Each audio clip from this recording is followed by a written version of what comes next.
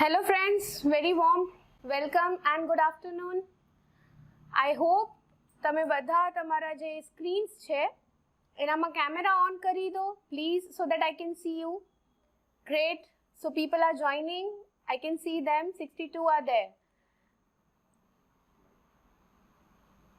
Warm welcome. Thank you so much કે તમે બપોરના ટાઈમમાં આ સેશન અટેન્ડ કરવા માટેનું વિચાર્યું. It's really great thing. Today आज सेशन है एक्चुअली हूँ हिंदी में लेवानी छूँ बिकॉज हमारे बहुत सारे पार्टिसिपेंट्स हैं जो हिंदी भाषी हैं और जो हिंदी में चाहते हैं इस सेशन को. So now I will speak in Hindi. आप सब ने दोपहर को अपना टाइम निकाला इस सेशन को अटेंड करने के लिए, इसके लिए बहुत बहुत शुक्रिया. आज का जो सेशन है वो है एडोलेसेंट हेल्थ पर, हिंदी में जिसे कहते हैं किशोर अवस्था. अभी ऐसा आप लोगों को लगता होगा कि ऐसा टॉपिक क्यों लिया मैडम ने. ये टॉपिक लेने के पीछे का मेरा पर्सनल एक रीज़न है, क्योंकि मेरी क्लिनिक में पिछले 2-3 महीनों से बहुत सारी एडोलेसेंट गर्ल्स अपनी प्रॉब्लम्स लेके आ रही है. वो अब अपनी प्रॉब्लम्स को डॉक्टर्स के पास सामने ले आने में झिझकती नहीं है. तो मुझे ये देख के ऐसा लगा कि ये शायद टिप ऑफ द आइसबर्ग है. बहुत सारी प्रॉब्लम्स अभी लड़कियों में ऐसी हो रही है जो वो खुल के नहीं बता पा रहे हैं, या शर्म की वजह से, या अपने पेरेंट्स के डर की वजह से, या फिर एक सोसाइटल प्रेशर की वजह से, या फिर अपने फ्रेंड्स के प्रेशर में आके एक पीयर ग्रुप क्रिएट हो जाता है जिसकी वजह से वो नहीं शेयर कर पाती. सो आज के इस सेशन में मैं सबसे पहले आपसे कुछ बातें शेयर करना चाहूँगी. एडोलेसेंट क्या है, किशोर अवस्था क्या है, और लड़कियों का एडोलेसेंट स्टेज क्यों इम्पॉर्टेंट है. मैंने कुछ स्लाइड्स प्रिपेयर की है, पहले हम उसके बारे में बात करेंगे and then 10 to 15 minutes question answer session होगा जिसके अंदर आप अपने कोई भी क्वेश्चन मुझसे पूछ सकते हैं बेझिझक होकर. तो सबसे पहले जानेंगे कि एडोलेसेंट किशोर अवस्था कहते किसे हैं. एडोलेसेंट वर्ड जो है वो एक लैटिन वर्ड है एडोलेसीड, जिसका मतलब है टू ग्रो इनटू मैच्योरिटी, एक मैच्योर फेज में ग्रो करना. ये जो एडोलेसेंट फेज होता है वो 10 साल से 19 साल तक की बच्चों में पाया जाता है. It's a transition phase. कह सकते हैं कि आप धीरे धीरे एक नई दुनिया को जानना और समझना सीख पाए हो. आपको पता चलने लगा है कि what is the world outside. आप जानना शुरू करते हो कि दुनिया सिर्फ आपके खिलौनों में या आपके छोटे मोटे घर में खेले जाने वाले गेम्स खेल में नहीं है, but it's a big world outside. आप step out करते हो दुनिया में. This is the transition phase. अगर इस phase में आपको proper training, proper knowledge दिया जाए और अगर आपको reality से वाकिफ कराया जाए तो you can shine like anything. ये जो phase मैंने बताया that is 10 to 19 years का phase होता है. यानी स्कूल में सेकेंडरी स्टैंडर्ड से 6th स्टैंडर्ड से लेके आपकी कॉलेज तक का फेज आ जाता है. एडोलेसेंट के बेसिक फेजेस है early adolescence, middle adolescence, late adolescence. Early यानी कह लीजिए 10 से 13 साल की उम्र तक में, जब आपको एक्चुअली क्या सही क्या गलत ऐसे कॉन्क्रीट थिंकिंग्स आते हैं. नहीं ये सही है, ये चीज़ अच्छी है, ये चीज़ गलत है, ये चीज़ बुरी है, ये नहीं करनी चाहिए. पर इसके बाद के इफेक्ट्स या ये कहाँ से आया, ये डेरिवेशंस आपको नहीं पता होते. ये अर्ली एडोलेसेंट का फेज होता है. मिडिल एडोलेसेंस यानी 14 से 16 साल. हालांकि 14 से 16 साल यानी आपका 9th, 10th, 11th, 12th standard, जिसके अंदर आपके पास एक ही प्रेशर अभी बना रहता है कि हमें अच्छी पढ़ाई करनी है, हमें मार्क्स सिक्योर करना है ताकि हम अच्छी सी कॉलेज में सीट ले पाए. सो इस फेज के अलावा बॉडी में बहुत सारे चेंजेस होते हैं. आपका फिजिकल ग्रोथ होता है. आप एक लेडी से ब्यूटीफुल लेडी, एक गर्ल से एक ब्यूटीफुल लेडी में ट्रांसफॉर्म होना शुरू होते हो. आपकी बॉडी में बहुत सारे चेंजेस आते हैं. आपकी स्किन का टोन चेंज होता है. You start developing taste for your own looks. आपकी आइडेंटिटी डेवलप होना शुरू होती है. आप अपने आप को सोसाइटी में एक स्टैंड देने की कोशिश करते हो. कई बार हम इस एज में सेंटर ऑफ अट्रैक्शन बनने की भी कोशिश करते हैं. और लड़कियां एज ये सेशन पूरा खास लड़कियों पे है, तो वी ऑल नो कि हमें एक ना एक बार तो इच्छा होती है कि हम पब्लिक में खड़े हों और लोग हमारी तरफ देखें. तो ये जो आइडेंटिटी इश्यूज है ये आपको मिडिल एडोलेसेंट की एज में आता है, 14 से 16 साल की एज में. लेट एडोलेसेंस यानी 17 to 19 ईयर्स, ये फेज होता है आपकी कॉलेज का. आप 10th 12th पास आउट करके कॉलेज में जाते हो, और जब आप वहाँ पे जाते हो आपका सेक्सुअल इंटीमेसी की तरफ ग्रोथ बढ़ता है। हालांकि लोग ये नहीं मानेंगे, अभी आप अपने पेरेंट्स के साथ अगर देख रहे होंगे, अटेंड कर रहे होंगे, तो आपको अक्सर ऐसा लगेगा कि नहीं ये चीज़ गलत है, but this is the reality. Data says that कि आप जैसे ही कॉलेज में स्टेप करते हो आपके बॉडी में एक सेक्सुअल मैच्योरिटी आना शुरू होती है, आप अपने ऑपोजिट जेंडर के लोगों से नज़दीकियाँ बढ़ाना शुरू करते हो। This is normal physiology. जो यूथ होता है दैट इज 15 to 24 ईयर्स, ये बहुत इंपॉर्टेंट फेज है। एडोलेसेंट और यंग पीपल का जो ट्रांजिशन फेज होता है यूथ का, ये बहुत इंपॉर्टेंट है। अगर आपने इस समय में प्रॉपर गाइडेंस लिया है, प्रॉपर एजुकेशन ली है, प्रॉपर ट्रेनिंग ली है, तो there are 100% chances that you will come up as a shining star. और अगर आप किसी गलत संगत में पड़ गए हो, आप नहीं जान पाए कि what is your purpose of life, what you want to do, तो हो सकता है आप अपनी आने वाली सारी ज़िंदगी वेस्ट करें।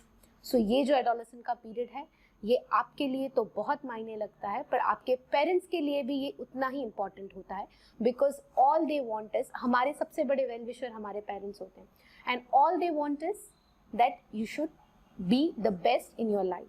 सो एडोलेसेंट फेज हर किसी के लिए इम्पॉर्टेंट है। जैसे मैंने बताया, अर्ली एडोलेसेंस जो 10 से 13 साल की उम्र में है, आपका फिजिकल ग्रोथ होना शुरू होता है, बॉडी पे हेयर्स आना, लड़कियां हैं तो ब्रेस्ट बर्ड्स डेवलप होना शुरू होता है। जो मिडिल एडोलेसेंट का फेज है 14 से 15 साल की उम्र में, उसमें आपकी एक स्ट्रॉन्ग आइडेंटिटी बनती है, आपका एक कैरेक्टर बनना शुरू होता है, आपको अपने आप से महसूस होना शुरू होता है कि नहीं ये चीज़ मैं सही कर रही हूँ, ये चीज़ गलत कर रही हूँ, ये चीज़ सही है, ये चीज़ मुझे नहीं करनी है। सो एक आइडेंटिटी आपकी क्रिएट होनी शुरू होती है। आप दूसरों के थॉट्स को लेके ज़्यादा रिसेप्टिव हो जाते हैं, आप दूसरों की बातें सुनना शुरू कर देते हैं। जो लेट एडोलेसेंट फेज है उसमें आप अपनी बात कहना शुरू करते हैं, आप समझ पाते हैं कि कौन सी चीज़ें सही है, कौन सी चीज़ें गलत है। ये चीज़ होता है आपका जो मैंने बताया स्कूल से कॉलेज ट्रांजिशन फेज का, 16 से 19 साल की फेज का। अब एडोलेसेंट हेल्थ क्यों ज़रूरी है? Why adolescent health is necessary? देखिए, एडोलेसेंट यानी ये नहीं कि एक लड़की है एक लड़का है, वो ग्रो करेंगे, लड़की अपना करियर में आगे बढ़ेगी, लड़का अपना करियर बनाएगा, they will get married and things. No, adolescent यानी ये नहीं है।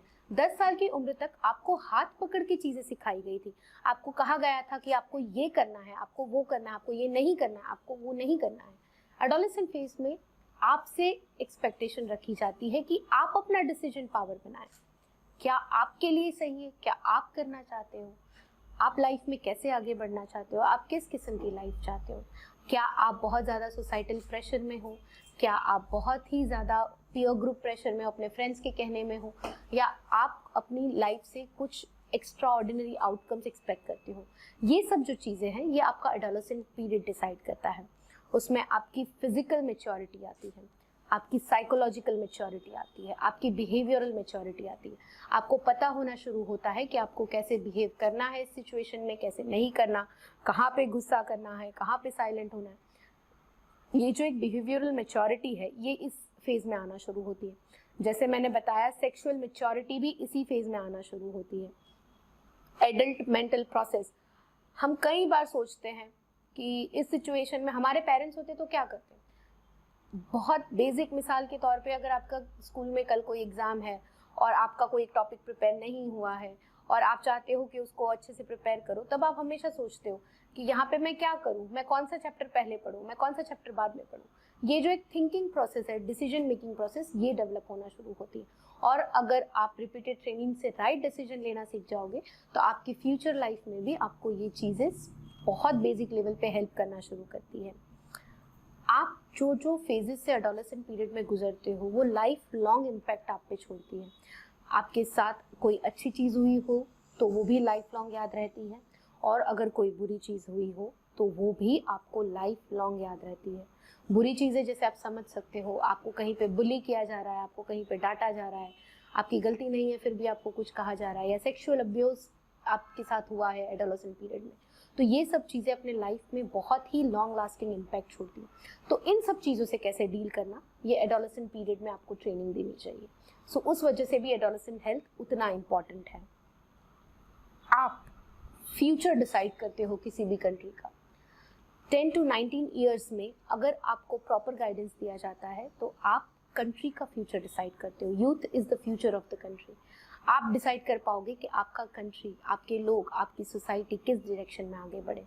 सो उसके लिए भी एडोलेसेंट हेल्थ बहुत ज़रूरी है। उसके साथ होने वाली हमारी मेंस्ट्रुअल हाइजीन की प्रॉब्लम लड़कियों में एंड प्रेगनेंसी, ये दो चीज़ें बहुत ही इम्पॉर्टेंट है और ये बहुत हमारे लिए शर्म की बात है कि हम लड़कियां इस चीज़ को बहुत कम इम्पॉर्टेंस देती है। हम अपने लाइफस्टाइल में ऐसे ज़रूरी चेंजेस कभी नहीं करते जो हमारी बॉडी के लिए ज़रूरी है। हमारा पीरियड्स भी उतना ही इम्पॉर्टेंट है एडोलेसेंस में, और हमारी प्रेगनेंसी भी उतनी ही इम्पॉर्टेंट होती है। आपने अगर आपकी किशोरावस्था में अपने आप का बराबर ध्यान रखा है तो हो सकता है आपको फ्यूचर में whenever you decide to get married, you decide to get pregnant, आपका बॉडी आपका साथ रहेगा, आपको इनफर्टिलिटी की प्रॉब्लम कम होगी। सो एडोलेसेंट हेल्थ इसलिए हमारे लिए ज़रूरी है और मुझे लगता है इसलिए आज का सेशन बहुत ज़रूरी बनता है। अब एक ओवरव्यू देना चाहूँगी कितनी लड़कियाँ एडोलेसेंट हैं। जो रीसेंट डेटा है वर्ल्ड का, उसमें 1.2 बिलियन पीपल एडोलेसेंट है। 1.2 बिलियन पीपल, हर 5 में से एक जन एडोलेसेंट है। 5 अलग अलग उम्र के लोगों को लिया जाए तो उनमें से एक जन 10 to 19 ईयर्स की एज में फॉल होता है। सो एडोलेसेंट बहुत हाई रेशियो में है। ऑल्सो जो ग्लोबल हेल्थ इशू है एडोलेसेंट के साथ, उसमें 1.3 मिलियन एडोलेसेंट 2015 में सर्वे किया गया था, 1.3 मिलियन एडोलेसेंट्स की डेथ हुई है ऐसे कारणों से जिनको बचाया जा सकता था। एक यूथ जिस कंट्री का फ्यूचर डिसाइड करता है, वैसे 1.3 मिलियन पीपल दे डाइड ऐसे कारणों की वजह से कि जिनको शायद प्रिवेंट किया जा सकता था। इसलिए भी एडोलेसेंट हेल्थ हमारे लिए बहुत ज़रूरी है। सबसे ज़्यादा डेथ 2012 के सर्वे में कहते हैं एडोलेसेंट रोड ट्रैफिक एक्सीडेंट में मारे गए हैं। रोड ट्रैफिक एक्सीडेंट होता क्यों है? It is not because of your rash driving, it is not because कि आपकी स्पीड बढ़ जाती है, इट इज़ नॉट बिकॉज कि सामने वाला देख के नहीं चलाता है, इट इज़ बिकॉज कि एडोलेसेंट में साइकोलॉजिकल चेंजेस होते हैं और उनका रिस्क टेकिंग बिहेवियर बढ़ जाता है। वो ऐसी चीज़ें करना पसंद करते हैं कि जिसमें रिस्क हो। रिस्क कैसा और कितना बुरा है वो डिसीजन नहीं ले पाते हैं। इसीलिए एडोलेसेंट पीरियड में सबसे ज़्यादा डेथ होते हैं ऐसे कॉजेज़ की वजह से कि जहाँ पे वो डिसाइड नहीं कर पाते कि ये चीज़ करनी हमारे लिए सही है या गलत, और उस टाइम पे आपको अपने पेरेंट्स का या अपने किसी एल्डर की गाइडेंस की बहुत ज़रूरत पड़ती है। अगर हम बात करें सिर्फ एक्सीडेंट्स की, प्रेगनेंसी भी एक्सीडेंट से होती है एडोलेसेंट में। जिन लोगों को सेक्सुअल मैच्योरिटी ज़्यादा जल्दी आ जाती है, जिन लोगों को सेक्सुअली एक्टिविटी जल्दी बॉडी में क्रिएट होती है, अगर वो लोग ध्यान नहीं रखते हैं तो डेटा ये कहते हैं कि 1000 गर्ल्स एडोलेसेंट में से 49 लोग कंसीव हो जाते हैं, प्रेग्नेंट हो जाते हैं। So this is also a very big thing. Pregnancy early age में होना यानी 20 ईयर्स से कम की उम्र में प्रेगनेंसी होना अपने आप में हाई रिस्क है, क्योंकि आपका बॉडी आपका फिजिकली उतना मेच्योर नहीं होता है कि वो प्रेगनेंसी को हैंडल कर पाए। इसलिए प्रेगनेंसी से रिलेटेड डेथ भी एडोलेसेंट एज में सबसे ज़्यादा पाए जाते हैं। अब अगर इंडिया की बात करें तो इंडिया में 23% पॉपुलेशन एडोलेसेंट है। 23% यानी huge amount. So you are really the future of the country. आपको अपना ध्यान ज़रूर से रखना चाहिए। अब हम बात करेंगे कि टॉप किलर्स कौन से हैं एडोलेसेंट एज में।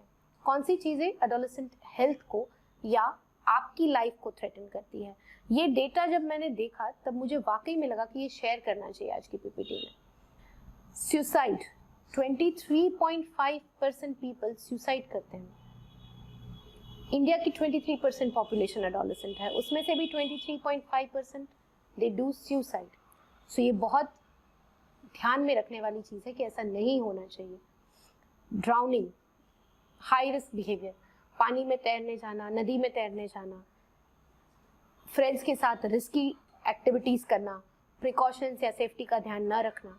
28.6% एडोलेसेंट आपकी एज के आपके साथ ही पानी में डूब के मर जाते हैं। एक्सीडेंट्स जैसे मैंने बताया 22.5%।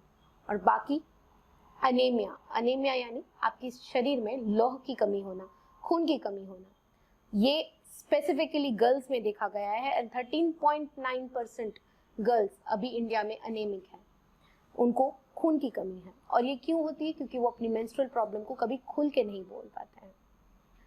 आपकी जो फिजिकल ग्रोथ होता है बॉडी में, उसमें आपका पूरा शरीर का एक तरीके से कह सकते हैं कि आपका पूरा ढांचा चेंज होता है, आपका पूरा स्केलेटन बदलता है, ग्रोथ होता है, बॉडी में ग्रोथ होता है, ब्रेस्ट में ग्रोथ होता है, आपकी स्किन टोन्स चेंज होती है। कुछ लोगों को पिंपल्स आना शुरू हो जाते हैं, कुछ लोगों को हेयर ग्रोथ कम हो जाता है, कुछ लोगों को हेयर ग्रोथ बहुत ज़्यादा हो जाता है। साइकोलॉजिकली आपका ग्रोथ होता है।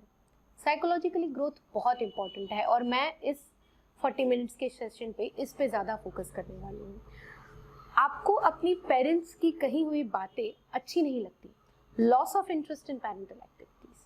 आपको लगता है कि आपके पेरेंट्स हमेशा आपके अगेंस्ट ही बोलते हैं, वो आपके बारे में नहीं सोचते हैं, वो नहीं जानना चाहते कि आप क्या चाहते हो, पर वो हमेशा यही कहेंगे कि आपको ये करना है, आपको ये नहीं करना है। शायद इस स्टेज पे हम ये भूल जाते हैं कि हमारे पेरेंट्स भी इस स्टेज से पार होके गुजरे हैं और उनको पता है कि इस स्टेज में कौन सी गलतियां करते हैं और वो चाहते नहीं कि हम वैसी गलतियां करें, हम अपना लाइफ का टाइम वेस्ट न करें। इसकी वजह से भी आपके पेरेंट्स आपको हमेशा गाइडेंस देने की कोशिश करते हैं, पर हमारा साइकोलॉजिकल बिहेवियर चेंज हो जाता है, हमें लगता है कि वो हमारे अगेंस्ट ही बोल रहे हैं।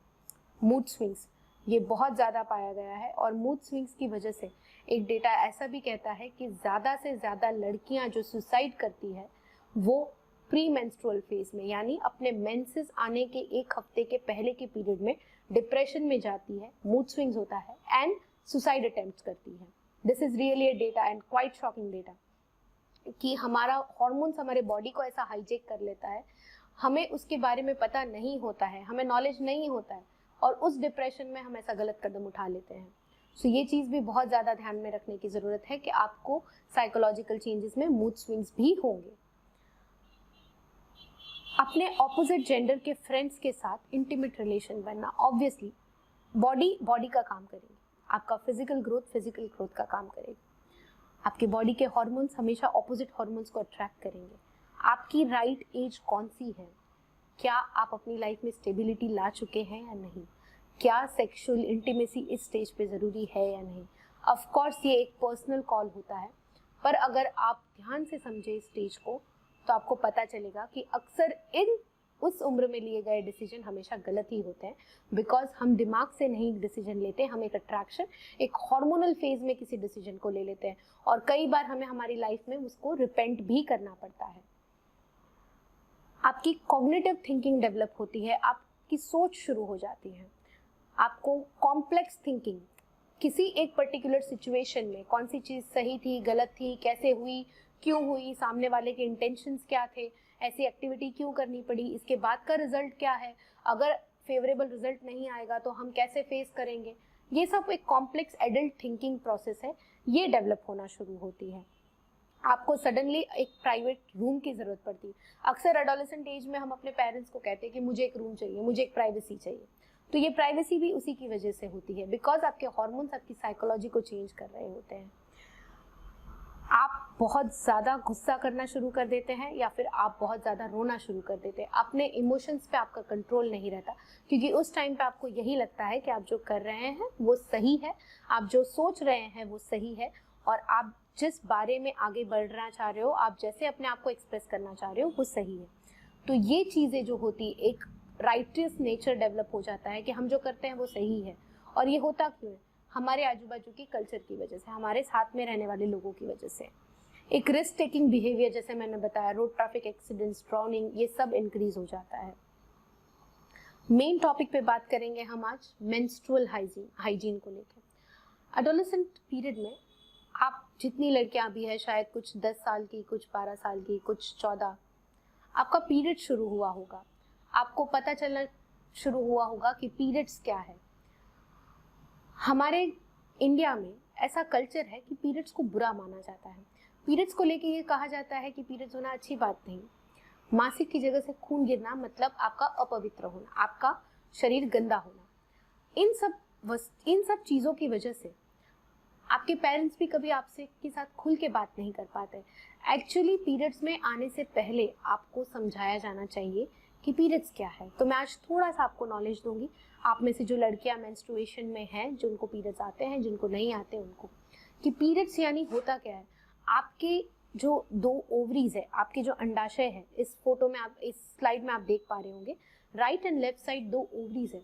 ओवरीज में से एक स्त्री बीज, एक ओवम बनता है जो आपके मेंसेस के साइकिल के बीच के दिनों में अलग होता है। 14 या 15th डे पे वो अलग होता है ओवरी से, और वहां से पार होके फैलोपियन ट्यूब्स में जाता है। उसके बाद वहां पे जाने के बाद अगर प्रेगनेंसी रुकती है, अगर सेक्सुअल इंटरकोर्स होता है बीच के दिनों में और प्रेगनेंसी रुकती है, तो जो गर्भाशय की जो दीवार बनती है इन 14 दिनों के दरमियान, वो बच्चा अपना के ग्रो करती है। और अगर प्रेगनेंसी नहीं रुकती तो ये जो गर्भाशय की दीवार है, जो बच्चा रखने के लिए बनी थी, उसको पता चलता है कि अभी कोई प्रेगनेंसी नहीं, हमारा कोई काम नहीं, तो वो अपने आप से झड़ के मासिक की जगह से खून के रूप में निकलना शुरू होती है। इसको पीरियड्स कहते हैं। तो ये कोई गंदी चीज नहीं है, ये आपकी बॉडी की नॉर्मल फिजियोलॉजी। अगर ये नहीं होता तो आप पूरी तरीके से एक लेडी का लाइफ नहीं जी पाते। मेंसेस टाइम पे होना बहुत ही जरूरी है, रेगुलरली होना बहुत ही जरूरी है, और ये कोई गंदी बात नहीं है। ये आपका बॉडी का हेल्दी स्टेटस बताता है। अगर आप हर महीने 3 से 4 दिन फिक्स डेट पे अगर आप मेंसेस में होते हो, इसका मतलब आपका मेंस्ट्रुअल साइकिल बहुत अच्छा है, आपकी बॉडी इंटरनली बहुत हेल्दी है। तो ये जो एक टैबू हम में रहता है कि मेंसेस अच्छी बात नहीं है, ये चीज गलत है। It is very necessary for a girl कि वो रेगुलरली पीरियड्स में हो। जब मेंसेस आना शुरू होते हैं उसको हम कहते हैं मिनार्श, यानी आपको जब पहली बार मेंसेस आता है, तब शायद आप 13 साल 14 साल के हो, 12 साल के हो, अभी तो लोगों को 10 साल में भी मेंसेस आना शुरू हो जाता है, तो उसको मिनार्श कहा जाता है। और जब आपका मेंसेस खत्म होता है, जब आप 45-50 ईयर्स के होते हैं, उसको मेनोपोज कहा जाता है। इस मिनार्श और मेनोपोज के बीच में आप कम से कम 300 से 400 बार मेंसेस में होते हो। 300 से 400 बार आपको पीरियड्स आते हैं, आपका पहला पीरियड शुरू होने से लेके आपका जब आखिरी पीरियड होता है। इस 300 से 400 बार अगर आप अपने लाइफ में ब्लीडिंग करते हो, आपका ब्लड लॉस होता है, तो क्या आपको नहीं लगता कि आपकी हाइजीन मेंटेन होना बहुत ज़रूरी है? इस हाइजीन को मेंटेन कैसे किया जाता है? जब आपको ब्लड लॉस हो रहा होता है, तब हम अक्सर देखते हैं कि हमें घर से जब पहली बार हमारा पीरियड शुरू होता है, तब पहले तो हमें पता ही नहीं होता है कि हमारे साथ हुआ क्या। अगर मैं अपना एक्सपीरियंस शेयर करूं, तो फर्स्ट टाइम पीरियड्स में होने के बाद मैंने रोना शुरू कर दिया था, क्योंकि मैं स्कूल में थी और मुझे नहीं समझ में आया कि मुझे क्यों ब्लीडिंग हो रहा है। मैंने रोना शुरू कर दिया था। तब मेरे पेरेंट्स को स्कूल में बुलाया गया, मुझे समझाया गया। उसके बाद मैं घर जाके 2 से 3 दिन तक डिप्रेशन में रही, क्योंकि मुझे इसका नॉलेज नहीं था। वो 3 दिन मेरे लिए बहुत खराब निकले थे। तो आई डोंट वांट कि ऐसी किसी भी एडोलेसेंट गर्ल की ऐसे 3 दिन इतने खराब निकले फर्स्ट मेंसेस के लिए। तो जब भी हम फर्स्ट टाइम मेंसेस में होते हैं, तब हमारे मन में एक फियर होता है, एक शेम होती है, एक एम्बैरेसमेंट आता है। हमें लगता है कि हमारे साथ क्यों हो रहा है। हमारे बहुत सारे प्लान्स होते हैं, जैसे हम स्विमिंग क्लासेस में जा रहे होते हैं, डांस क्लासेस में जा रहे होते हो, तो हमें ब्रेक ले लेना पड़ता है, हमें सोच लेना पड़ता है कि हम ये 3-4 दिन काम नहीं करेंगे। तो ये जो पीरियड्स के दरमियान जो फियर होता है, एम्बैरेसमेंट होता है, इससे बाहर निकलना पड़ेगा। और इससे बाहर कैसे निकल सकते हैं? जब आपको वाकई में पता हो कि पीरियड्स होना क्या चीज़ है। तो जैसे मैंने बताया, ये आपका हेल्दी निशानी है। अगर आपको प्रेगनेंसी नहीं रुकती है, तो इट इज़ नेसेसरी कि वो जो दीवार बनी थी पहले 14 दिनों में, वो मासिक की जगह से निकल के बाहर आए और दूसरे साइकिल में वापस दूसरी नई और अच्छी दीवार बने। पीरियड्स के दरमियान जो टैबूज है वो बहुत ज़्यादा है इंडिया में। जैसे आप खाना नहीं बना सकते हो, अगर आपने किसी अचार को या किसी अपने साल की जो चीज़ें भरते हैं हम घर में, उसको टच कर लिया तो वो ख़राब हो जाएगी, उसको फंगस लग जाएगा। आप अगर पीरियड्स में हो तो आपका शरीर गंदा है, तो आपको रिचुअल बाथ्स होते हैं वो लेने पड़ेंगे। आपको पवित्र करने के लिए जो स्नान कराया जाता है वो कराया जाएगा। आपको बाल धो के नहाना पड़ेगा। अगर आप पीरियड्स में हो तो आप किसी मंदिर में नहीं जा सकते, आपको स्कूल में नहीं जाना है, आपको अपनी फैमिली से आइसोलेटेड रहना है, आपको बिस्तर पे नहीं सोना है, आपको नीचे सोना है। ये बहुत सारी एडोलेसेंट गर्ल्स आज के ज़माने में भी, बहुत सारी रूरल जो विलेजेस हैं हमारे इंडिया में, वहाँ पे ये सफ़र करती है। And I have personally seen that. मेरे जो कुछ रिलेटिव्स हैं जो फैमिली जो रूरल में रहते हैं, वो आज भी इन टैबू से गुजरते हैं कि वो जब पीरियड्स में होते हैं तब वो किसी का चेहरा तक नहीं देखते, एक रूम में बंद पड़े रहते हैं, अपने लाइफ के हर महीने के 3 से 4 दिन वेस्ट करते हैं। इससे जुड़ी एक बेसलाइन स्टडी की गई थी कि 76% गर्ल्स जो है वो फिजिकल एक्सरसाइज को अवॉइड करती है, 68% जो गर्ल्स हैं वो बॉयज या मेन से मिलना अवॉइड करती हैं, 96% लड़कियां किसी भी मंदिर में नहीं जाती, किसी भी होलिस्टिक रिचुअल्स में पार्टिसिपेट नहीं करती, 59% लड़कियां किचन में पैर नहीं रखती, उनको खाना बनाने से, खाना देने से या किसी खाने की चीज को टच करने से मना कर दिया जाता है, एंड 53% लड़कियां खट्टी चीजें अवॉइड करती। ये सब मिथ है, इसमें कोई सच्चाई नहीं है। पीरियड्स आपकी बॉडी का एक नॉर्मल स्टेज है, एंड बिकॉज आप ब्लीड कर रहे हो आपके लिए बहुत जरूरी है टाइम पे और हेल्दी खाना खाना और रेस्ट करना, पर फिजिकल एक्टिविटी बंद कर देना आपके लिए जरूरी नहीं है, क्योंकि ये आपका नॉर्मल फिजियोलॉजी है। कई बार पीरियड्स को लेके हमें डर लगा रहता है कि हमें ज्यादा ब्लड तो नहीं निकल रहा। पहले हमें जानना पड़ेगा कि पीरियड्स के दरमियान नॉर्मल ब्लड कितना निकलता है। Normally 30 to 50 ml blood loss periods में होता है, ये नॉर्मल ब्लड लॉस है। और उसको हम देखते कैसे, जैसे आप स्लाइड पे देख सकते हैं कि अगर आपकी जो पैंटी लाइनर है, आप अगर सैनिटरी पैड्स यूज कर रहे हैं तो वो अगर इतना सॉइल हुआ है तो वो 5 ml है, जैसे फर्स्ट में दिखा रहे हैं। अगर उससे ज़्यादा, आधा से ज़्यादा सॉइल हुआ है तो आपको 10 ml लॉस हुआ है। अगर आपका 3/4 ऑफ पैड सॉइल हुआ है तो वो 15 ml है, और अगर आपका पूरा का पूरा पैड सॉइल हो गया है तो 35 ml जितना ब्लड लॉस हो गया है। ये ब्लड लॉस एकदम नॉर्मल है। हमें अक्सर ऐसा लगता है कि हमारा पूरा पैड सॉइल हो गया है, इसका मतलब हमें बहुत ज़्यादा ब्लीडिंग हो रहा है, नहीं। पर डे भी अगर आपको 35 ml का ब्लड लॉस हो रहा है तो इट इज़ नॉर्मल। आपको कब डॉक्टर की सलाह लेनी है? जब 2 घंटे या 3 घंटे के अंदर आपको अपना पैड पूरा चेंज कर देना पड़े, आपका जो ब्लड लॉस है वो इतना ज़्यादा हो कि आपको बॉडी में वीकनेस फील होना शुरू कर जाए, तब आपको डॉक्टर से कंसल्ट करना है। पीरियड्स के दरमियान अक्सर हमें PMS होता है, प्री मेंस्ट्रुअल सिंड्रोम, यानी पीरियड्स आने के 1 हफ्ते पहले से ही मूड चेंज होना शुरू हो जाता है।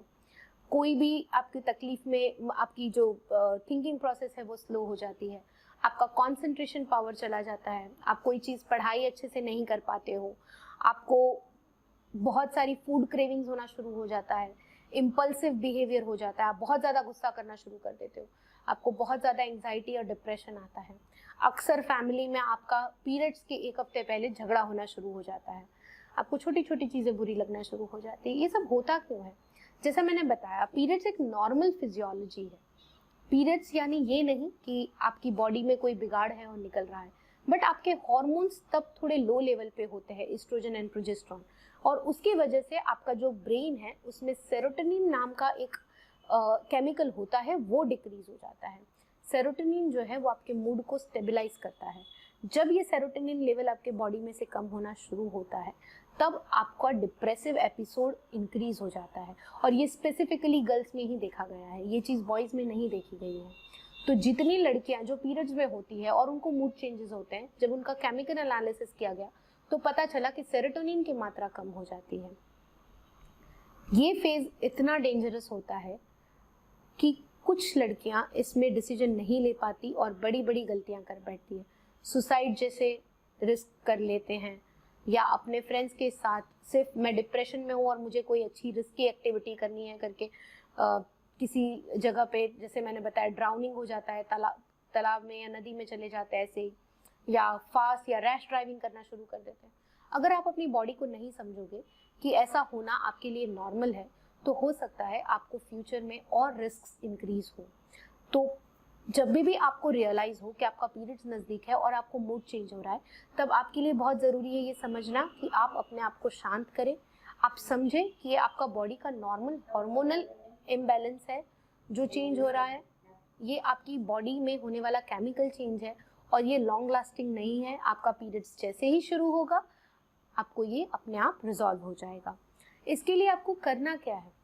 प्री मेंस्ट्रुअल सिंड्रोम आपको ना हो, इसके लिए आपको क्या करना है? जैसा मैंने बताया, रेगुलर एक्सरसाइज बहुत ज़रूरी है। फीमेल यानी ये नहीं कि उसको घर का काम करना है, फीमेल यानी वो कैरेक्टर कि जिसको अपनी पूरी life physically healthy and active रहना है। पहले के ज़माने में फीमेल यानी घर का ध्यान रखना, बच्चे पैदा करना और बच्चों का ध्यान रखना। आज का जो जनरेशन है उसमें female everything, equal to men काम करती है, प्लस एडेड रिस्पॉन्सिबिलिटी होती है प्रेगनेंसी एंड आपका करियर। सो आपको दूसरे पीयर्स के कंपैरिजन में, या कह लीजिए अपने बॉयज काउंटर पार्ट के कंपैरिजन में, आपको ज़्यादा फिजिकली एक्टिव होना चाहिए। सो कोई भी एक आउटडोर एक्टिविटी, या स्विमिंग या बैडमिंटन या क्रिकेट या बास्केटबॉल या योगा, आपको कंपल्सरी एडोलेसेंट पीरियड में as an healthy habit continue करनी चाहिए। हेल्दी फूड खाना चाहिए, प्रॉपर टाइम से सोना चाहिए। अगर आप ये सब चीज़ें करोगे तो आपको बॉडी का जो हॉर्मोन्स है वो एकदम न्यूट्रल लेवल पे बना रहेगा, आपकी बॉडी को बेसिक हैप्पीनेस मिलेगी और आपका जो सेरोटोनिन लेवल है वो भी मेंटेन रहेगा। सो किसी भी तरह के स्ट्रेस में नहीं आना है। और हमेशा एक डायरी अपने पास छोटी सी रखा करें कि आपके पीरियड शुरू होने के कितने दिन पहले से आपका मूड चेंज होना शुरू हो गया। तो जब अगली बार आपकी लाइफ में ऐसा स्टेज आएगा तो आप अपने आप समझ पाओगे कि नहीं, मेरे साथ कुछ गलत नहीं हो रहा, ये सिर्फ केमिकल चेंज है मेरी बॉडी में जिसके साथ मुझे एडप्ट होना है। तो रिस्की बिहेवियर्स भी आपके कम हो जाएंगे।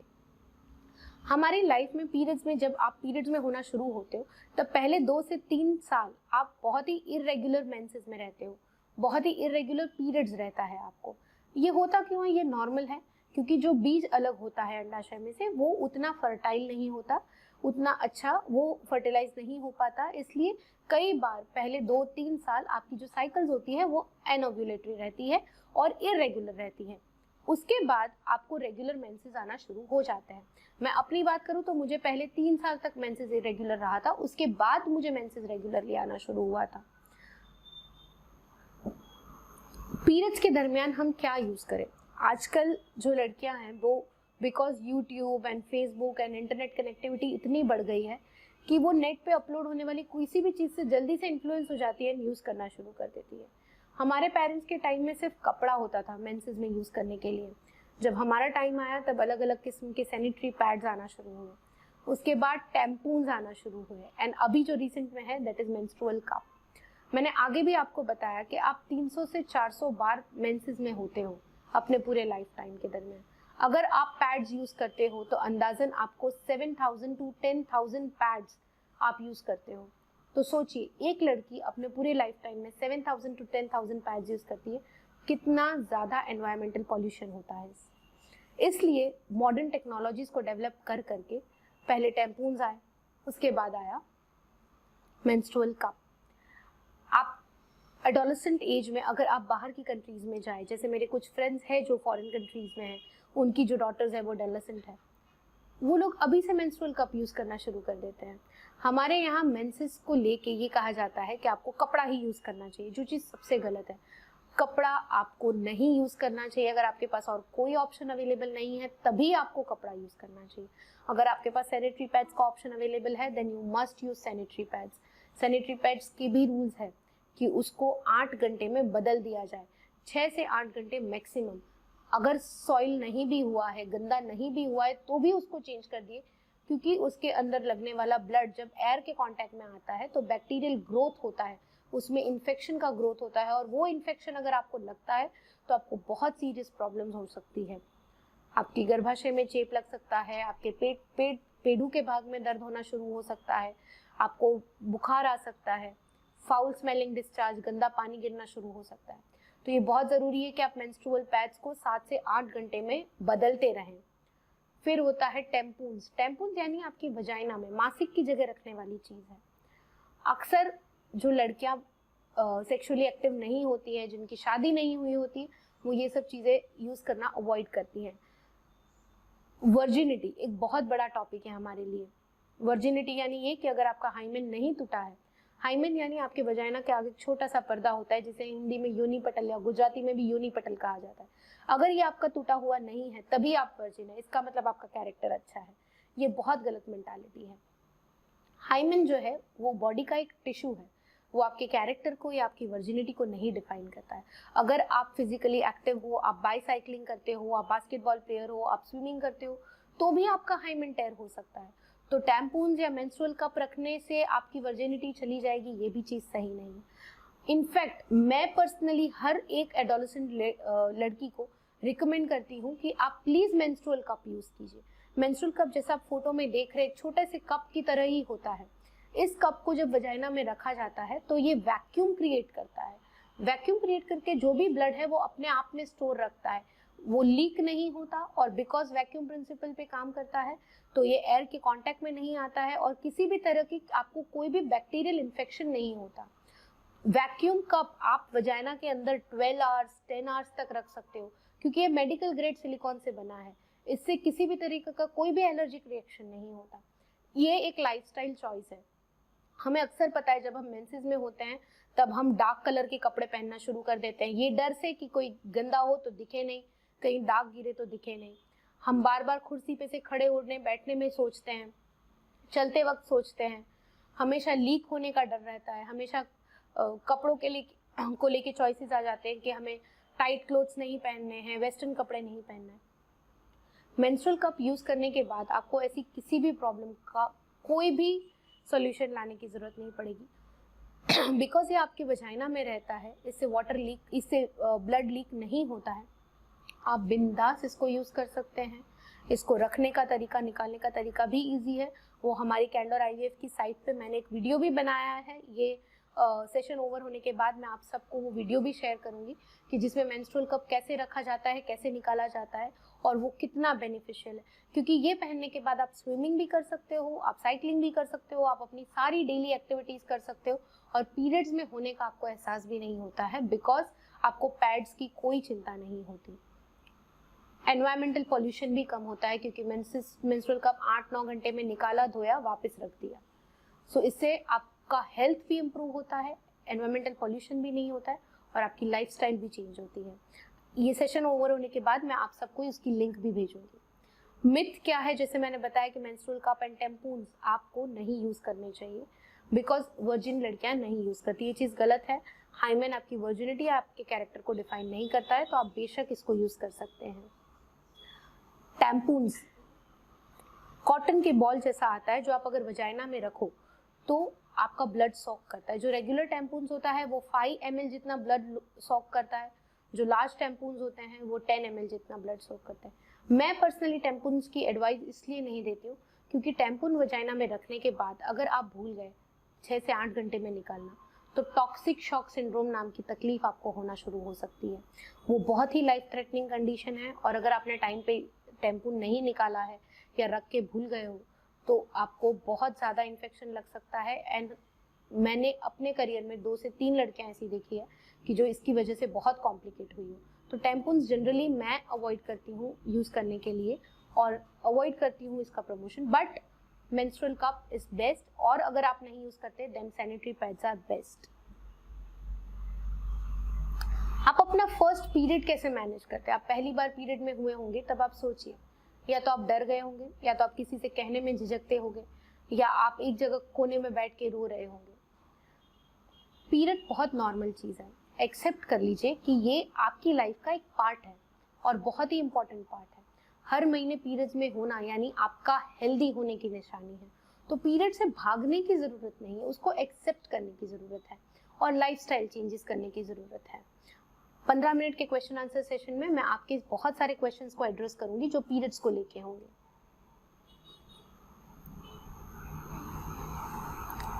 एडोलेसेंट में न्यूट्रिशन भी उतना ही इम्पोर्टेंट है।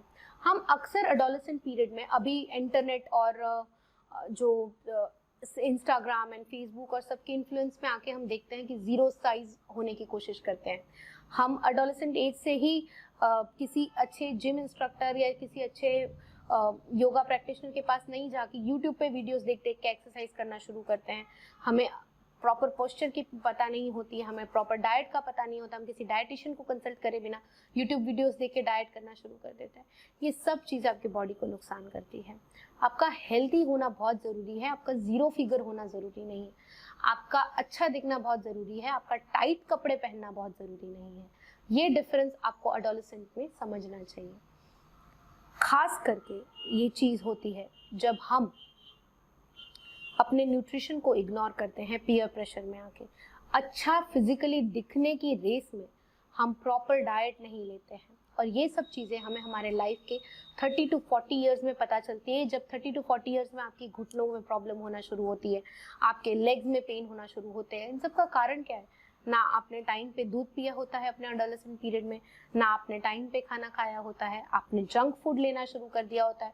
हर रोज स्कूल में कैंटीन में ब्रेक होते ही जाके पफ, पेस्ट्रीज, पिज्जास खाना शुरू कर देना, हर सैटरडे संडे बाहर जाके फास्ट फूड खाना। ये जो कल्चर है, इसकी वजह से हमारी इंटेस्टाइन्स खराब होती है और इसकी वजह से आपका पूरा डाइजेस्टिव सिस्टम खराब होता है, जो आपको तुरंत नहीं पता चलता है। जब आपकी एज होना शुरू होती तब आपको बीमारियां होती हैं। मेंसेस में आप ब्लड लॉस करते हो 35-40 ml जितना। आपको न्यूट्रिशनली हेल्थी रहना बहुत ही ज़रूरी है, अच्छा न्यूट्रिशन खाना बहुत ही ज़रूरी है। वो खाए जो घर में बना है। 1 चम्मच घी खाने से आप मोटे नहीं हो जाओगे, पर अगर आपने 1 चम्मच घी भी नहीं खाया है तो विटामिन ए, डी, ई के जो आपकी बॉडी के लिए बहुत ज़रूरी है, उसकी कमी होना शुरू हो जाएगी एंड आप उसके बाद अच्छे से अपना बॉडी मेंटेन नहीं कर पाओगे। विटामिन ए आपकी स्किन के लिए और आपकी ब्राइट आईसाइट के लिए बहुत ज़रूरी है। विटामिन सी आपकी बॉडी एंड टिश्यू के लिए बहुत ज़रूरी है, हीलिंग के लिए बहुत ज़रूरी है। विटामिन डी आपके बोन्स के लिए बहुत ज़रूरी है। इन सब चीज़ों की अगर आप बॉडी में अभी से ध्यान नहीं रखोगे तो आपको बुढ़ापे में तकलीफ होना शुरू होगी। आपकी जब एज होगी 30-40 तब से आपको क्रॉनिक बीमारियां, हाइपरटेंशन, डायबिटीज़ होना शुरू हो जाएगा। एडोलेसेंट पीरियड आपका स्टोर हाउस पीरियड है। आप जितनी ज़्यादा positive energy and good food अभी स्टोर करोगे अपनी बॉडी में, उतना आपको अपने ओल्ड एज में काम लगेगा। जैसे मैंने बताया, एडोलेसेंट एज जो है वो exaggerated physical, emotional, social, intellectual and spiritual growth का पीरियड है। इसमें बहुत सारी कॉम्प्लेक्सिटीज डेवलप होती है। सो इसके लिए काउंसलिंग सेशन भी उतना ही ज़रूरी होता है। जितनी एडोलेसेंट लड़कियां अभी ये सुन रही हैं उनको मैं कहना चाहूँगी कि जो एक अर्ली एडोलेसेंट का फेज़ होता है 10 से 13 साल का, तब आप एक कॉन्क्रीट थिंकर्स होते हैं। तब आपके लिए सिर्फ मैंने बताया वैसे कोई चीज़ सही है एंड गलत है, उसके अलावा आपके लिए दूसरी कोई चीज़ मैटर नहीं करती, आप ज़्यादा नहीं सोच पाते हो। जब 14 से 17 साल की उम्र में होते हो, मिड एडोलेसेंस में, तब आप एक एब्स्ट्रैक्ट थिंकर होते हो। आपको बहुत सारी उटपटांग चीज़ें दिमाग में आना शुरू हो जाती है, किसी एक्टिविटी की कोई लिंक नहीं होती है, डे ड्रीमिंग करना शुरू कर देते हो, आप बड़े बड़े सपने देखना शुरू कर देते हो, पर आपको नहीं पता होता है कि उसके लिए स्टेप कैसे लिए जाए, कैसे अपने लाइफ को आगे बढ़ाया जाए। लेट एडोलेसेंस का जो पीरियड है 18 से 19 साल में, वो लॉन्जिट्यूडनल थिंकिंग का पीरियड है, जब आप में एक कॉम्प्लेक्स थिंकिंग डेवलप होता है, जब आपको पता चलता है कि कौन सी चीज़ आपको कैसे करनी है, किस मात्रा में करनी है, उसके आउटकम्स क्या है, क्या वो आपके लिए फ्यूचर में फ़ायदा कारक है या नहीं। तो ये जो 3 फेज़ है ये आपकी साइकोलॉजी पे डिपेंड करता है। अर्ली एडोलेसेंस में आप कॉन्क्रीट थिंकर्स होते हो, मिड एडोलेसेंस में आप एब्स्ट्रैक्ट थिंकर्स होते हो एंड लेट एडोलेसेंस कॉलेज के पीरियड में आप लॉन्जिट्यूडनल थिंकर होते हो। आपकी जर्नी होनी चाहिए एक कॉन्क्रीट थिंकर से लॉन्जिट्यूडनल थिंकर की तरफ बढ़ने की। धीरे धीरे अपने पेरेंट्स के साथ इन्वॉल्व होइए हर डिसीजन में। अगर वो आपको कोई सलाह दे रहे हैं तो हमेशा आपकी गलत, आपके नुकसान के लिए नहीं देंगे, हमेशा वो आपके फ़ायदे के लिए ही देंगे। तो उनसे डिस्कस करना शुरू करिए। अगर आप उनसे नहीं डिस्कस कर पा रहे हैं तो कोई अपने से थोड़े साल एल्डर फ्रेंड्स, एल्डर दीदी जो है घर में, उनसे आप बात करिए, उनके साथ शेयरिंग शुरू करिए, तो आपको बहुत सारे रास्ता मिलना शुरू होगा। हम अक्सर एडोलेसेंट एज में, बिकॉज हमारी आइडेंटिटी डेवलप होना शुरू होती, हम कभी भी अपनी चीज़ों को शेयर नहीं करते और वही चीज़ गलत करते हैं, क्योंकि अगर हम शेयर नहीं करेंगे तो हमें उसका सोल्यूशन नहीं मिलेगा। आपके जो भी थॉट्स है, फीलिंग्स है, फैंटेसीज है, इमोशंस है, डिज़ायर्स है, वो सब इंक्रीज होते हैं बिकॉज अपना हमारी बॉडी एक एडल्ट फॉर्म ले रही है। फीमेल के लिए एक फीमेल होने का मतलब ये है कि एडल्ट होके उसको प्रोक्रिएट करना है, उसको प्रेगनेंसी रखनी है, बच्चे को जन्म देना है। ये बेसिक चीज़ है फीमेल की बॉडी का। मैं ये नहीं कह रही हूँ कि हर फीमेल को ये करना है, पर फीमेल का मतलब है कि आपको फ्यूचर में प्रेगनेंसी रखनी है। प्रेगनेंसी रखने के लिए आपको अपने हेल्थ का स्ट्रॉन्ग रखना बहुत ज़रूरी है। और ये हेल्थ कब स्ट्रॉन्ग होती है?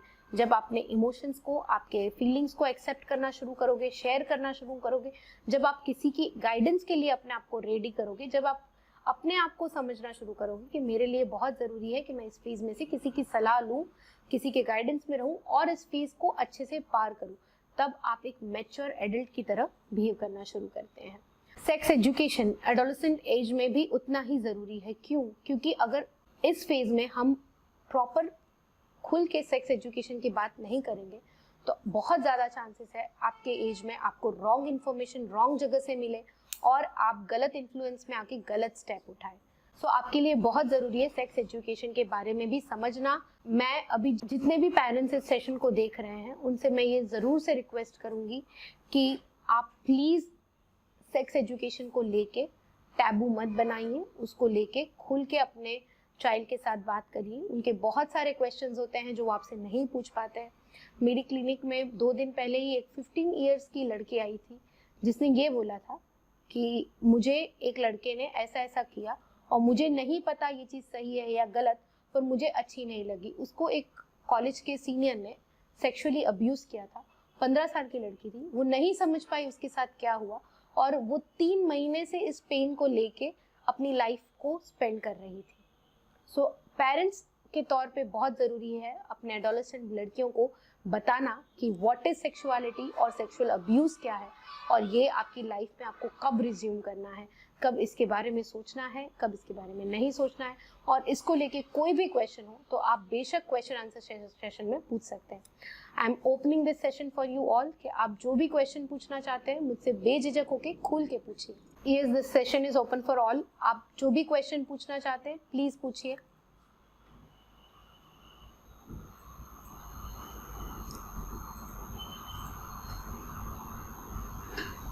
Hello, ma'am. Hello. Can I ask you something? Yes. Question છે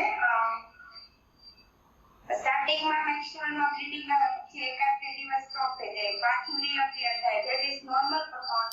That is very normal. It is very normal. Thank you, madam. Okay. Hello, ma'am. Hello. Ma'am જ્યારે આપણે મેન્સિસમાં હોઈએ ત્યારે બહુ જ પેઇન થાય તો દર વખતે મેડિસિન લેવી જરૂરી છે? મેન્સિસમાં જ્યારે પેઇન થાય ત્યારે એને પ્રીમેન્સ્ટ્રુઅલ સિમ્પટમની તરીકે કહેવામાં આવે છે, ડિસ્મેનોરિયા કહેવામાં આવે છે. આ જે પેઇન છે એ એક એનોક્સિક પેઇન હોય બિકોઝ તમારા યુટ્રસમાંથી જે ગર્ભાશયમાં જે દિવાલ બની હોય નીકળતી હોય ત્યારે ઓક્સિજન સપ્લાય સ્ટોપ થઈ જાય છે એ દિવાલને તાકી એ ખરી શકે અને એ જે પેઇન હોય છે એ સિવિયર પેઇન હોતું હોય છે. અને આના માટે જો તમે દર પીરિયડ્સમાં જો તમે થતા હો પેઇન આટલું સિવિયર પેઇન થતું હોય તો you can definitely take mefenamic એસિડનું combination for at least 3 to 6 months. તમારે દર પીરિયડ્સના ફર્સ્ટ ડેથી શરૂ કરી દેવાની એ ટેબ્લેટ ફોર 5 ડેઝ લેવાની અને 6 મંથ્સ પછી આપોઆપ એનામાં ચેન્જ તમને જોવા મળશે કે પેઇન આપોઆપ રિડ્યુસ થઈ ગયું છે. તો તમે એવરી મંથલી મેફેનેમિક એસિડ તો જરૂર લઈ શકો છો, એ નુકસાન નથી કરતી. Yes Khushbu, you are unmute, please પૂછો. મેમ સેકન્ડ ડે હોય ને ત્યારે ક્રેમ્પ બી બહુ આવે ને પ્લસ તો વીકનેસ બી આવે અને બ્લીડિંગ પણ બહુ થાય તો એનું સોલ્યુશન? સેકન્ડ ડેના દિવસે જ્યારે ક્રેમ્પ્સ આવતા હોય છે ત્યારે તમારું મેજર પાર્ટ ઓફ જે એન્ડોમેટ્રિયમ હોય, જે દિવાલ હોય એ ખરતી હોય ત્યારે તમને સૌથી વધારે પેઇન થતું હોય છે. જો મેં કીધું એ પ્રમાણે 2 થી 3 પેડ જ જો સોઇલ આખા દિવસના તમે ચેન્જ કરો તો એને એક્સેસિવ ન કહેવાય અને તમે એને બહુ રૂટીનલી એકદમ નોર્મલી એ દિવસના દરમિયાન તમે રેસ્ટ કરી શકો છો. સાથે કોઈ બી સિમ્પલ પેઇન કિલર મેં જેમ કીધી મેફેનેમિક એસિડવાળી મફતાલ સ્પાસ આવે છે, મેન સ્પાસ આવે છે, એવી ટેબ્લેટ લઈ અને ફોર 1 ડે તમે રેસ્ટ કરો. આ તમારી બોડીની નોર્મલ ફિઝિયોલોજી છે. એ દિવસે યોગા, મેડિટેશન અને તમને મનગમતી વસ્તુ કરવાથી તમને વધારે રિલેક્સેશન ફીલ થશે. વીકનેસ આવે તો એનું કોઈ સોલ્યુશન ખરો મેમ? વીકનેસ માટે તમારે બહુ જરૂરી છે કે પ્રોપર ડાયટ રાખવું. ડેલી દૂધ, બદામ, નટ્સ, તમારા મમ્મીને ખબર હશે કાળી દ્રાક્ષને બહુ જ ફર્ટિલિટી માટે ઇમ્પોર્ટન્ટ હોય, એ ખાવાનું રાખો. હેલ્ધી ડાયટ લો અને બને એટલું ફ્રેશ ફ્રૂટ્સ ખાવાનું રાખો. ઇવન ફોર 3 મંથ્સ બી જો તમે આ કરશો યોગા અને મેડિટેશન સાથે તો આપોઆપ મેન્સીસના રિલેટેડ બધા જ તમારા પેઇન્સ, મૂડ સ્વિંગ્સ બધા જ ધીરે ધીરે સેટલ થશે અને એક ફેઝ આવશે લાઈફમાં કે જ્યારે તમે ક્યારે મેન્સીસમાં થયા અને ક્યારે તમારા પીરિયડ્સ પતી ગયા તમને ખબર બી નહીં પડે. Okay, thank you ma'am. Okay. Tanvi, yes Tanvi, hello. Good afternoon. Good afternoon, very good afternoon dear. Madam bleeding માસિક જ્યારે આવવાનું હોય ને ત્યારે એક બે દિવસ પહેલા છે ને વાઇટ ડિસ્ચાર્જ આવે છે તો એ નોર્મલ છે એના માટે કંઈ કરવું જોઈએ? ના, મેન્સીસ આવવાના 1-2 દિવસ પહેલા તમારું જે ગર્ભાશયનું મુખ હોય એ થોડુંક ખુલતું હોય તો it is normal. A total normal વસ્તુ છે. પણ જો એ ડિસ્ચાર્જ સાથે તમને ઇચિંગ કે આમ સ્મેલ, ફાઉલ સ્મેલ, ખરાબ સ્મેલ ન આવતી હોય તો એનું કશું જ નથી કરવાનું. એ દરમિયાન પેન્ટી લાઇનરનું યુઝ કરવાનું તાકી તમારી કપડાં સોઇલ ના થાય અને ફાઉલ સ્મેલ ના આવે. Okay, thank you, ma'am. Welcome. Yes Pinal, you can go. Hello, ma'am. Hello, good afternoon. Good afternoon, ma'am. Ma'am, મારો એક સવાલ હતો. યસ. કે જ્યારે પીરિયડ ખતમ થઈ છે ને તો 5 દિવસ પછી થોડું બ્લેકિશ જેવું બ્લડ આવે તો એ ખરાબ કહેવાય કે શું? કે પાછું તમારું પ્રશ્ન પૂછો. જ્યારે પીરિયડ હોય ને જે 5 દિવસ હોય તો પહેલા 3 દિવસ તો નોર્મલ જે બ્લડ આવતું હોય રેડ કલર જેવું જ આવે, પણ લાસ્ટમાં કે 5th કે 6th ડે હોય ને ત્યારે તો બ્લેકિશ જેવું બ્લડ આવે, બ્લેક ટાઈપ. તો એ એના માટે આવતું એ ખરાબ કહેવાય કે એ નોર્મલ છે? ના, એ નોર્મલ જ છે. બ્લેક, બ્રાઉન, મરૂન અને રેડ આ કલર્સ હોય છે દરેક લેડીને પીરિયડ્સના. રેડ અને ગળફા જેવું યુઝ્યુઅલી સ્ટાર્ટિંગના 2-3 દિવસ આવે, ત્રીજા ચોથા દિવસ પછીથી રેડ બ્રાઉન જેવું આવવાનું શરૂ થાય અને 5મા 6ઠા દિવસે બ્લેક કલરનું આવતું હોય છે. એ એટલે આવતું હોય છે કારણ કે અંદર જે વધી ઘટી જે દિવાલ હોય છે જે અલગ થઈને પડી હોય છે પણ ગર્ભાશયમાંથી નીકળી નથી શકી હોતી એ બ્લેક કલરના રૂપમાં નીકળે છે. તો એ જો 1 કે 2 દિવસ તમને એવું બ્લેક કલરનું ડાઘ પડતું હોય તો ઇટ ઇઝ નોર્મલ. એ તમારી બોડીની નોર્મલ ફિઝિયોલોજી છે. એના માટે તમારે ચિંતા કરવાની જરૂરત નથી. Okay, thanks. અને મારો એક બીજો ક્વેશ્ચન પણ છે કે મેન્સ્ટ્રુઅલ કપના બહુ બધા સજેશન્સ મળે છે કે યુઝ કરી શકાય તમારે. હવે તો તમે ટીનેજર પણ નથી, મારી એજ 20 છે, તો મારે એ જાણવું કે એના સાઇડ ઇફેક્ટ્સ બહુ વધારે નથી ને? એના કોઈ સાઇડ ઇફેક્ટ્સ જ નથી. વધારે નહીં, એના કોઈ સાઇડ ઇફેક્ટ્સ નથી. મેન્સ્ટ્રુઅલ કપ તમને એકવાર મૂકતા આવડી ગયું ને નીકળતા આવડી ગયું તો ટ્રસ્ટ મી એના કોઈ જ સાઇડ ઇફેક્ટ નથી. બીકોઝ એ મેડિકલ ગ્રેડ સિલિકોનથી બનાવવામાં આવે છે એટલે એનામાં ઇન્ફેક્શન લાગવાનો કોઈ ચાન્સ જ નથી અને એક વેક્યુમ પ્રિન્સિપલ પર કામ કરે છે. તમારા બ્લડને વજાઇનાની અંદર હોલ્ડ કરી રાખે છે એટલે બી તમારે એ એરના કોન્ટેક્ટમાં આવતું જ નથી. કોઈ બી વસ્તુમાં ગ્રોથ બેક્ટેરિયાનું ક્યારે થાય કે જ્યારે એ હવા પાણીના કોન્ટેક્ટમાં આવે. એ હવાને પાણીના કોન્ટેક્ટમાં આવતું જ નથી. એ બ્લડ એ કપમાં જ ભેગું થયેલું રહે છે વજાઇનાની અંદર એટલે એનામાં ઇન્ફેક્શન લાગવાની કોઈ સંભાવના જ નથી. પ્લસ એ કપ આપોઆપ ક્યારે નીકળી બી જ નથી જતું. ઘણીવાર આપણે એવું સાંભળીએ છીએ, મેં ઘણા યુટ્યુબમાં મને પ્રશ્ન પૂછવામાં આવે છે કે ઉધરસ ખાઈએ કે કોન્સ્ટિપેશન થયું હોય જોર કરીએ તો કપ નીકળી જાય. એ વસ્તુ ખોટું છે. એ વેક્યુમ પ્રિન્સિપલ પર હોય. જ્યાં સુધી તમે એને નહીં કાઢો ત્યાં સુધી તમારા વજાઇનામાંથી નહીં નીકળે. 8 થી 9 કલાકે કાઢી વોશ કરી અને પાછું પહેરી લેવાથી તમારી પોતાની હાઇજીન ઇમ્પ્રૂવ થાય છે.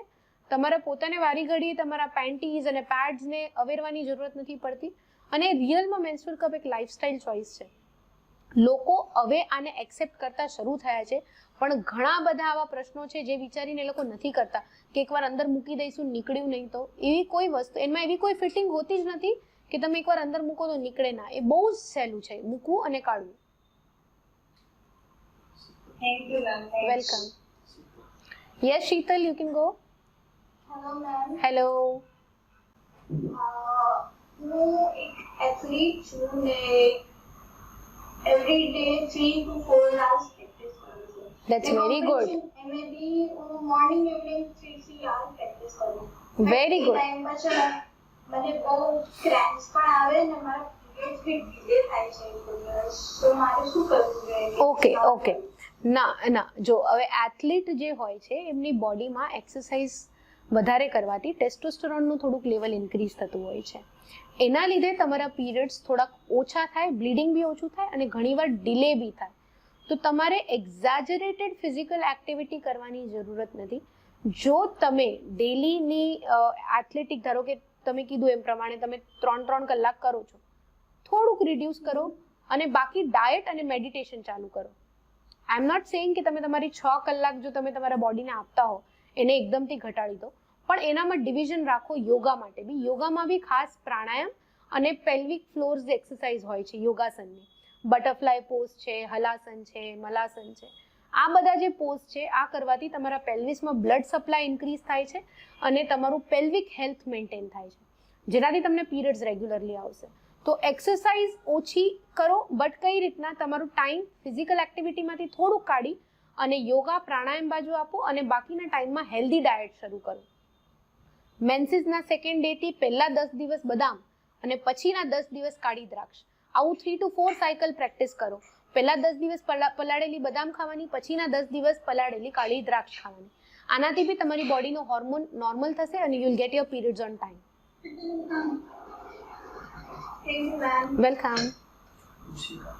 હા યસ. હા, એ વિડીયો છે ને આ પૂરું થશે એટલે તમારા બધાને એની લિંક હું શેર કરી દઈશ. અમારા કેન્ડોર IVF ની ચેનલ પર છે અને એવું હોય તો અત્યારે તમને લિંક એની શેર કરી આપીએ છીએ. Hello ma'am. યસ મેમ, મારા periods every month to 4 week પહેલા જ હોય તો is it normal? Yes, it is very normal. 21 to 35 ડેઝની સાયકલ નોર્મલ છે. એનું મતલબ શું કે ધારો કે આજે 3rd છે તો તમે આવતી મંથના બી 3rd પર ન થાઓ અને વહેલા થાઓ, 5 days વહેલા થાઓ ઓર 5 days મોડા થાઓ તો it is normal. 21 to 35 days સાયકલની નોર્મલ છે. And ma'am, જી, how do we know that we are ready to use menstrual cup? darling, if you are menstruating then you are ready to use it. એમ નહીં, but અગર કોઈ confusion છે કે હું કરી જ શકીશ, એમ લાઈક એવું લાગે કે નહીં કરી શકીએ તો You can definitely contact me. Okay. Yes, further questions? Yes, further questions? પૂછો. Any random question you can ask. Yes. Good afternoon, ma'am. Good afternoon. menstrual કપની કોઈ અલગ સાઈઝ આવે છે કે બધા એક સાઈઝ ના પડે છે? મેન્સ્ટ્રુઅલ કપની 3 અલગ સાઇઝ છે, small, medium and large. Small size એ લોકો માટે કે જે લોકો મેન્સીસમાં થતા સ્ટાર્ટ થયા છે, એડોલેસન્ટ ગર્લ્સ, એડોલેસન્ટ એજ માટે છે મેન્સ્ટ્રુઅલ કપની સ્મોલ સાઇઝ, કે જે હજી સેક્સ્યુઅલી એક્ટિવ નથી પણ મેન્સીસ ચાલુ થયું છે એ લોકો માટે સ્મોલ સાઇઝ હોય છે. મીડિયમ સાઇઝ જે લોકો એડોલેસન્ટ એજને પાર કરી ગયા છે, 20-21 પછીના છે અને સેક્સ્યુઅલી એક્ટિવ છે. અને લાર્જ સાઇઝ એ લોકો માટે છે કે જે લોકોની આગળ નોર્મલ ડિલિવરી થયેલી હોય. તો એડોલેસન્ટ ગર્લ્સ માટેની જે સાઇઝ છે that is small size. Welcome. Ma'am, તમે મેન્સ્ટ્રુઅલ પેઇન માટે જે મેડિસિન લીધી એનું પિક્ચર બતાવી શકો છો એકવાર? I cannot promote medicines on Zoom, but mefenamic acid. Net પર જોયું તો બહુ બધી બતાવે છે. mefenamic acid, Moftal Spas. Further questions? કોઈ બી ટોપિકને લઈને તમે બીજું કશું જાણવા માંગતા હોય મેન્સીસ સિવાય બી તો યુ કેન ડેફિનેટલી આસ્ક. તમે 1 by 1 પોતે જ અનમ્યુટ થઈને પૂછી શકો છો. Hello ma'am. જી, hello.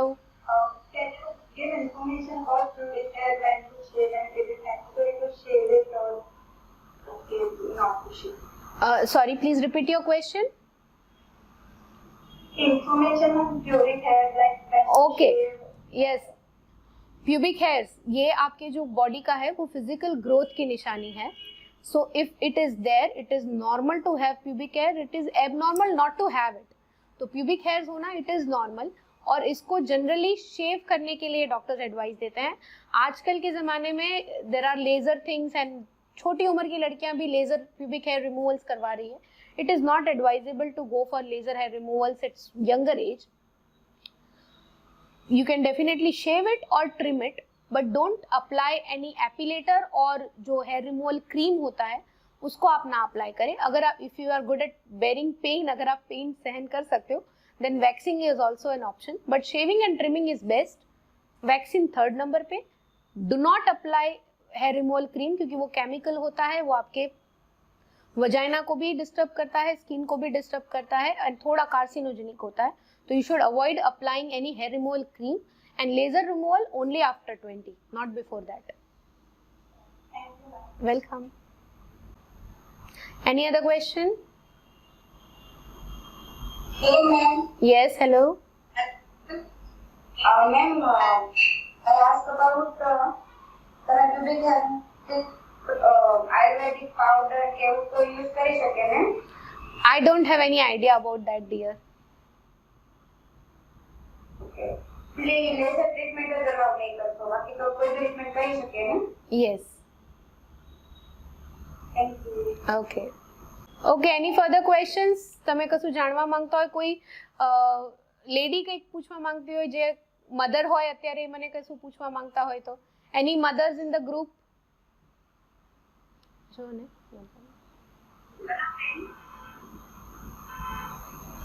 Hello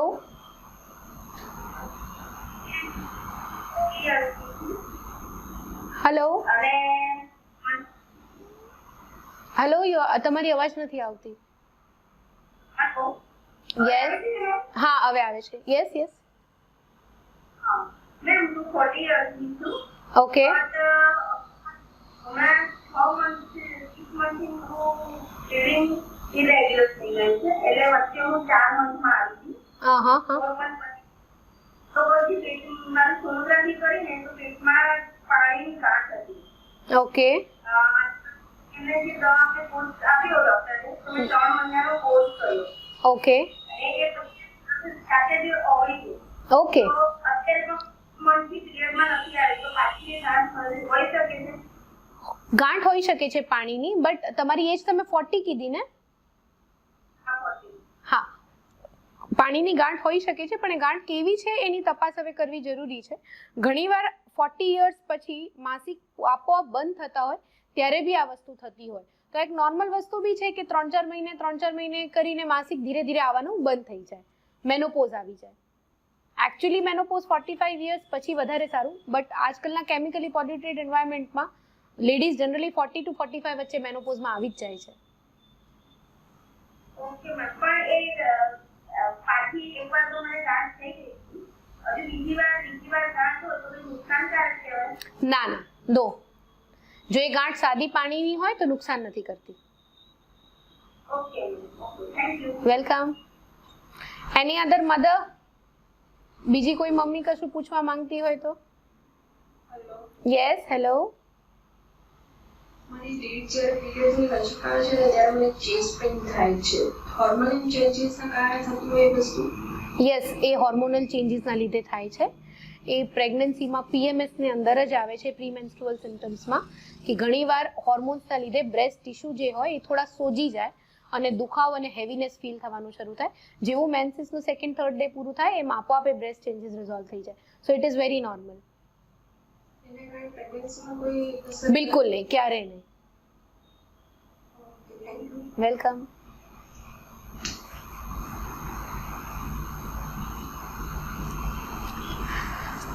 So finally, any more question to go?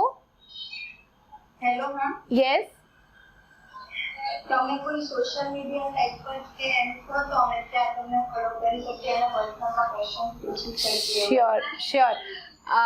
Candor IVF ની અમારી ઇન્સ્ટાગ્રામની સાઇટ છે, ત્યાં બી તમે જઈ શકો છો. યુટ્યુબ પર કેન્ડોર IVF સેન્ટરમાં બધા વિડીયોઝ આવે છે, એના પર બી તમે મને કોન્ટેક્ટ કરી શકો છો. અને મારા હોસ્પિટલનું કોન્ટેક્ટ નંબર તમને આ લિંકમાં અમે શેર કરી દઈશું, એના પર બી તમે અમને કોન્ટેક્ટ કરી શકો છો. Okay, thank you ma'am. હજી ક્વેશ્ચન છે? જી. હેલો. યસ. જે ગર્લ્સમાં એટલે મેં એવું ફીલ કર્યું છે કે બ્રેસ્ટ સાઇઝ હોય ને બેની ડિફરન્ટ હોય છે, એવું નોર્મલ કહેવાય કે પછી એ થઈ જાય આગળ ટાઈમ જતા? ના, બ્રેસ્ટ સાઇઝ બે અલગ હોય છે, એ બહુ જ નોર્મલ વસ્તુ છે ને દરેકને હોય છે. કોકને થોડીક દેખાઈ જાય છે જ્યારે ધ્યાનથી ઓબ્ઝર્વ કરે છે, કોક લોકો જ્યારે ધ્યાનથી ઓબ્ઝર્વ નથી કરતા તો નથી પકડી શકતા, but it is normal. Breast size થોડીક ડિફરન્ટ હોય જ છે, સો એ કોઈ એબનોર્મેલિટી નથી અને એને નોર્મલ કરવાની જરૂરત બી નથી, એ નોર્મલ બોડી ટાઈપ છે. અને બહુ બધા એવું મેં રૂમર્સ પણ સાંભળ્યા છે કે લોકો કહે છે કે પેરેન્ટ્સ બ્રા પહેરવાથી એ સારું નથી, નોર્મલ લાઈફમાં એ ના પહેરાય ને એનાથી ઇફેક્ટ થાય ને એવું કે કશું હોય છે? બિકોઝ બ્રેસ્ટ ફેમિનિટીને ડિસ્ક્રાઇબ કરે છે, તમારા ફિમેલ હોવાને બ્રેસ્ટ જસ્ટિફાઈ કરે છે, એટલે પેડેડ કલ્ચર છે. પહેલાના જમાનામાં પેડેડ બ્રાસ નહોતી, લોકો નોર્મલ કોટન બ્રાસ પહેરતા હતા.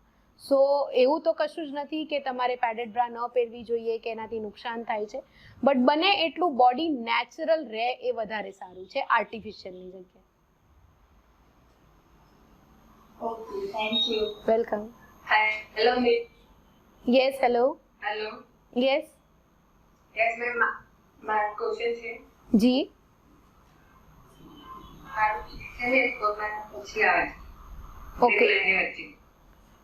4 કોમાં પછી પછી આવે છે. અચ્છા ઓકે તો આમાં પ્રોબ્લેમ થાય. હા તો તમને તમારી એજ શું છે? 18. તો તમને પીસીઓડી ની તકલીફ કદાચ હોઈ શકે છે. પીસીઓડી માં પોલિસિસ્ટિક ઓવેરિયન ડિસીઝ કહેવાય ને યંગ એજમાં બહુ જ જોવા મળે છે.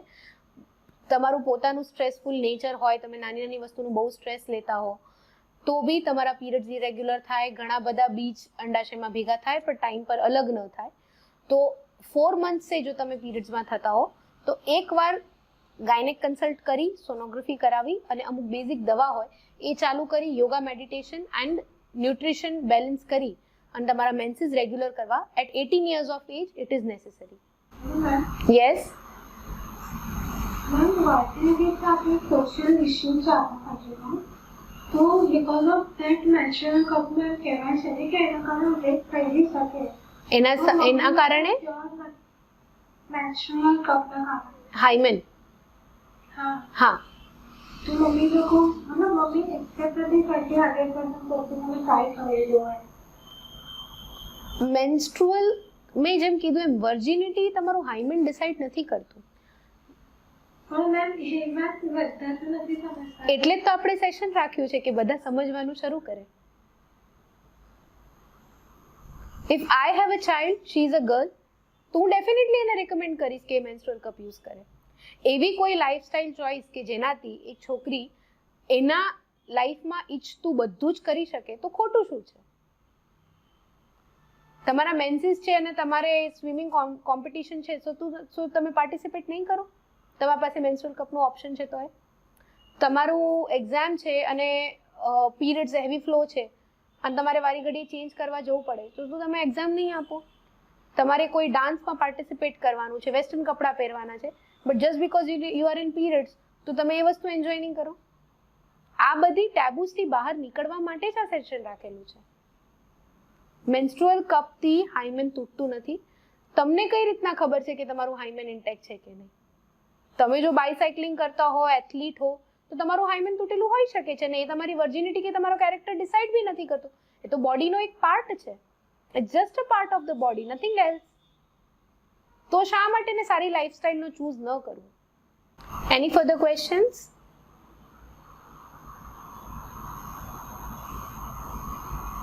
Okay, so as it is 3:25, we are near to end the session. I am very grateful કે તમે બધાએ આ સેશન અટેન્ડ કર્યો, તમારા પ્રશ્નો પૂછ્યા. તમને આનામાં અંદર મેન્સ્ટ્રુઅલ કપની લિંક મોકલી છે, તમારા બધાને હોસ્પિટલનો પર્સનલ નંબર બી શેર કરી દેવામાં આવશે. Whenever you need me as your guide, you can definitely contact me. Thank you for attending the session. Thank you so much.